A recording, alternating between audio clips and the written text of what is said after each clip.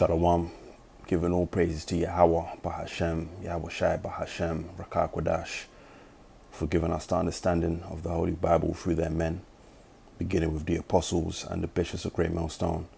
These are the men that are worthy of double honors in the time that we're living in, which we're living at the very end of the world, in the sense of the Greek word eon, which means an age, a time period, a rulership, and we're living at the end of Esau's world, as it's written 2nd Ezra 6 and verse 9. Esau is the end of the world, and Jacob is the beginning of it that followeth.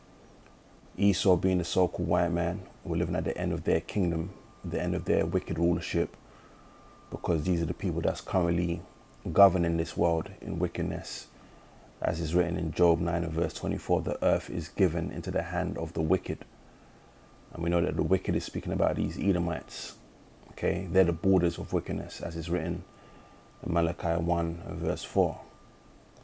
So anyway, with all that being said, Yahweh Shai Bahashem, Rakah Kodash Brakatham, to the 144,000 servants, as well as the remaining elect of Israel.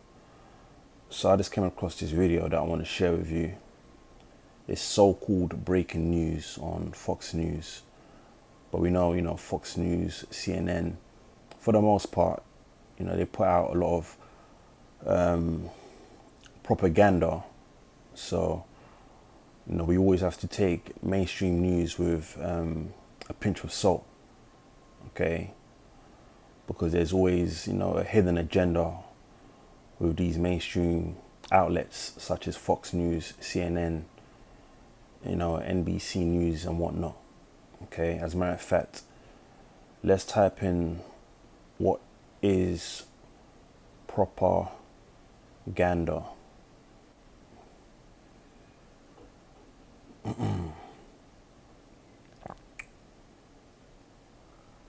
Propaganda is information, especially biased or misleading, used to promote or publicize a particular political cause, ideology, or point of view. You see that? And outlets like Fox News, CNN, like I said, these mainstream outlets, that's what, they're all about. They're all about biased, misleading information, to promote or publicize a particular political cause.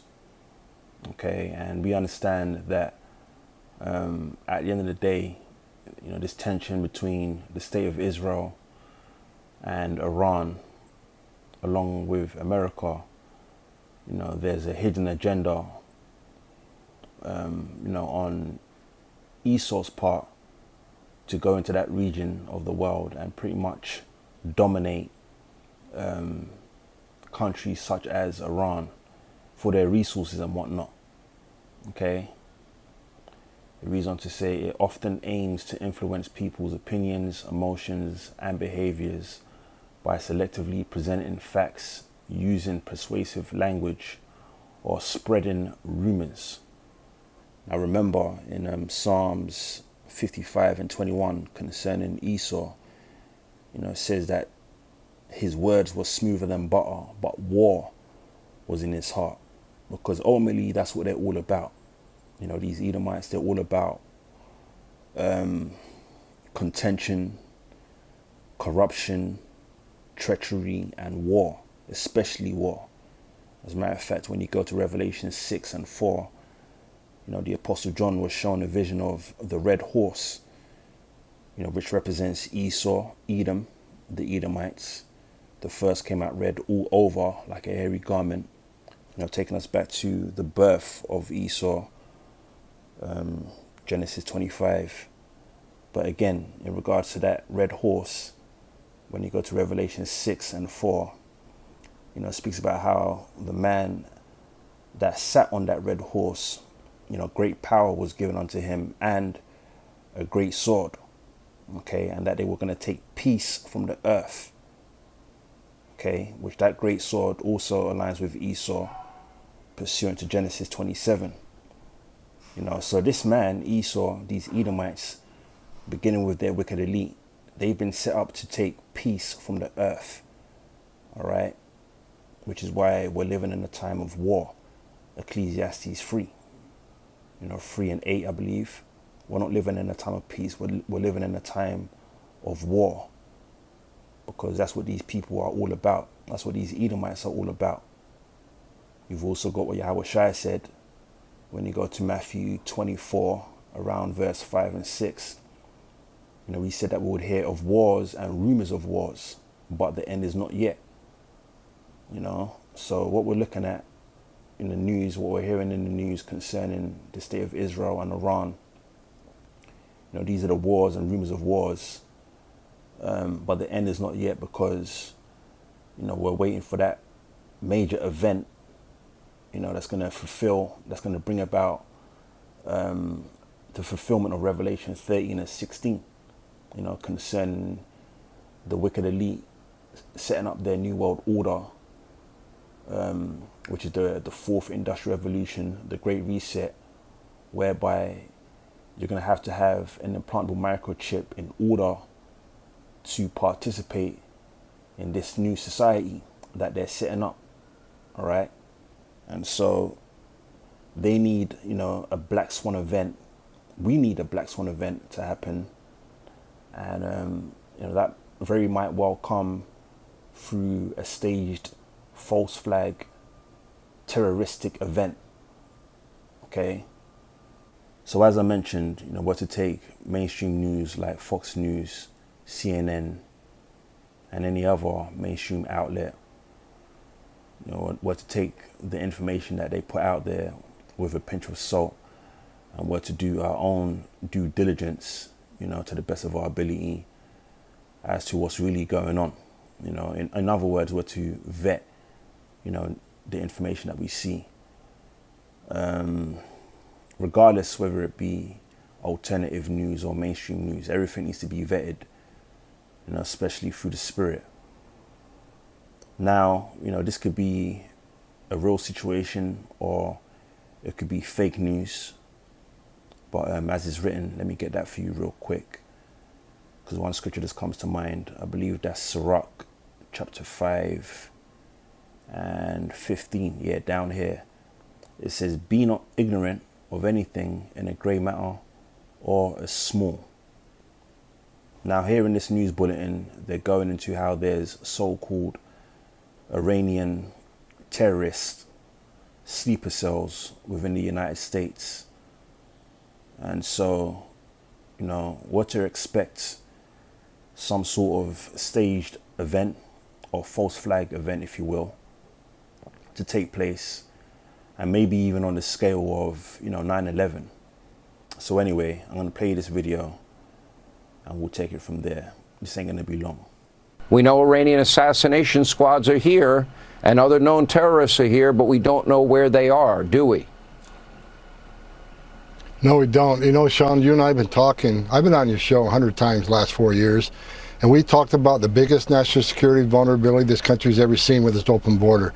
And I agree with you 100%.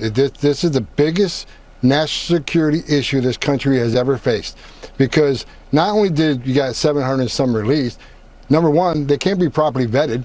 Secretary Marcus said everybody released got vetted. You think Iran would give us any information about their national security issues or what these the past or records of these people are, or their involvement in any national security? So Iran's not going to give us that information. And beyond that, you and I have talked many times about 2 million, more than 2 million gotaways that paid more to get away, that crossed the border. We don't know who they are, where they came from, why they're here. That scares me more than anything. So that's the video. Again, as you can see, they're reporting on so-called terrorists and so-called Iranian sleeper cells within the borders of America, all right, which is a national security threat. And as you can see, this individual said how he's scared about that, which brings to mind one scripture, and I'll probably end it here.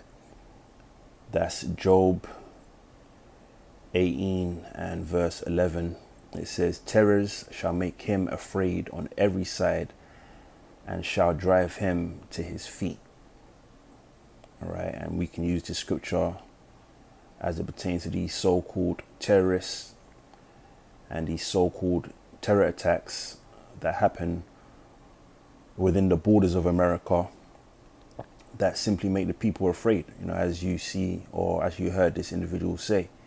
Which, like I said, we're to take this with a pinch of salt, because we understand that America, ultimately their plot, their goal alongside Israel is to come against Iran, which is going to fulfill Bible prophecy pursuant to Joel 2 verse 20, Jeremiah 49 verse 20, Ezekiel 38, because eventually Russia will get involved as it pertains to this skirmish between the state of Israel, Iran, and America. It speaks about how Gog, i.e. these Russians, are going to be a guard unto Persia, Persia being Iran. So this is what we're seeing, play out in the news. We've seen this play before on Esau's part. They need a boogeyman, and that's pretty much what they're setting Iran up as. So as is written, 2 Corinthians 2 and verse 11, lest Satan should get an advantage of us, for we are not ignorant of his devices. Okay, so we're to be on the lookout. We're to be vigilant, circumspect, in our daily travels and whatnot. Why is that? Because the days are evil. And that's pursuant to the words of the Apostle Paul when you go to Ephesians 5 and verse 15. Okay, be ye circumspect, as in we're to look around, we're to be on our watch, not as fools but as wise, redeeming the time because the days are evil. And through the Spirit, what I can see happening is, a major terror attack of sort happening on the soils of America. Again, maybe on the scale of 9/11 or worse. Don't be surprised if it's an EMP attack that shuts down the whole grid. Okay, and that's going to bring about chaos on a level we've never seen before.